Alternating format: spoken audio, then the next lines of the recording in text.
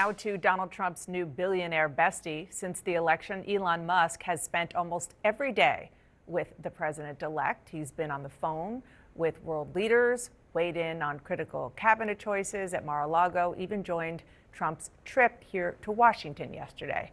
Ronan Farrow of The New Yorker joins me now. Thank you for being here. You've done extensive reporting on Elon Musk. You wrote about his brazen and expansive influence on the U.S. That was before he became attached at the hip at the president. Ronan, during the break, you and I were talking about the kind of unprecedented nature of this very wealthy private citizen having so much influence. We were sitting here at the table trying to think if there's anything that even comes close, like a Rockefeller or JP Morgan or Luce. I don't think so. Do you? Well, in the course of my reporting, I talked to historians because I had the same question, and I looked at all of those examples. And I talk in that article that you just showed about some of the precedents that maybe could fit the mold. But the key point here, Dana, is I talked to historian after historian who said, no, there's really nothing that comes so close.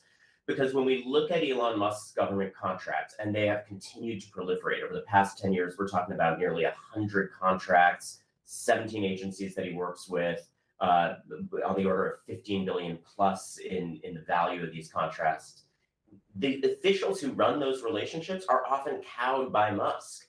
And these are also in incredibly national security sensitive areas of the government's operations. These are areas of key infrastructure, everything from the war in Ukraine, where his satellite access became really, really strategically important, and where DoD officials were telling me we can't control what he's doing in terms of giving or taking away that access that Ukrainian forces had, to domestic issues. We saw recently that he was part of hurricane relief and providing internet access in areas affected by that. And he felt very free and brazen to criticize government agencies involved in that hurricane relief response. So they really have a bull in a china shop in this relationship, and they don't have competitors to turn to in a lot of cases. All of that, historians told me, is a whole new level of private influence. And that's, as you point out, before the recent developments where now he is more and more enmeshed in a new administration. So enmeshed. And that's kind of the unofficial relationship that he has. And then, of course, there is the fact that Trump announced that he and Vivek Ramaswamy would be tasked with finding wide-ranging cuts to federal agencies. I wonder how that is going to kind of run up against what you just talked about, the billions of dollars in U.S. government contracts that he has. Well, this is the thing, the billions of dollars of contracts, and then also this is an individual, and these are companies that are under extensive investigation by U.S. law enforcement organs, everything from the National Highway Transportation Safety Agency to the Department of Justice.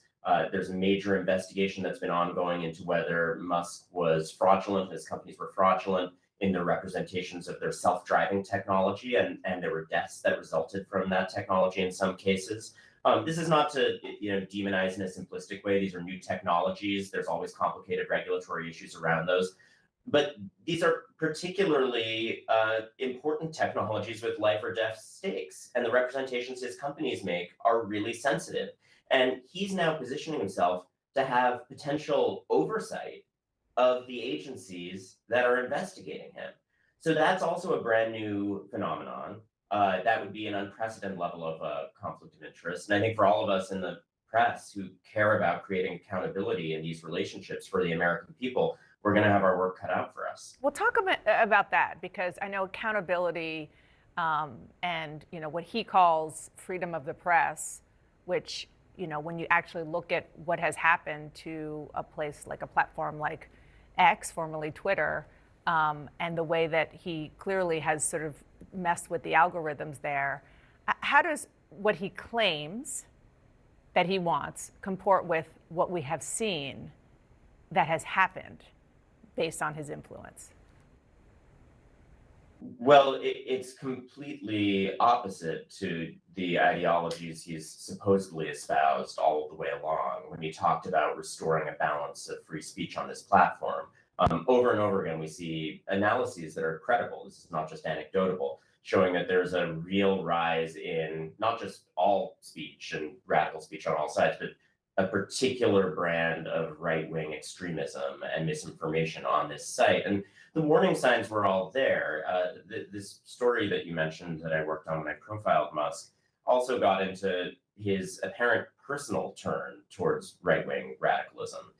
And yeah, there's a number of things in his personal life. He's talked a lot about his relationship with a trans daughter that he has as an origin point to that.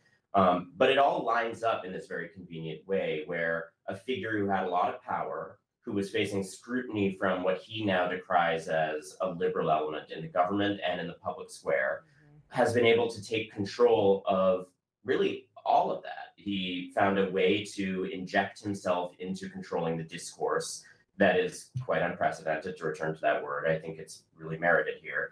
And he found a way to exercise what looks very much at this point like it might be actual control of a sort in his ability to cut the budgets of agencies that would otherwise be not just managing his relationships with the government, but investigating him.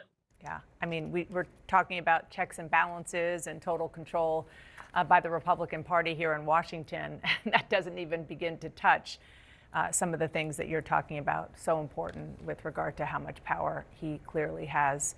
Ronan, thank you so much for being here. Appreciate it.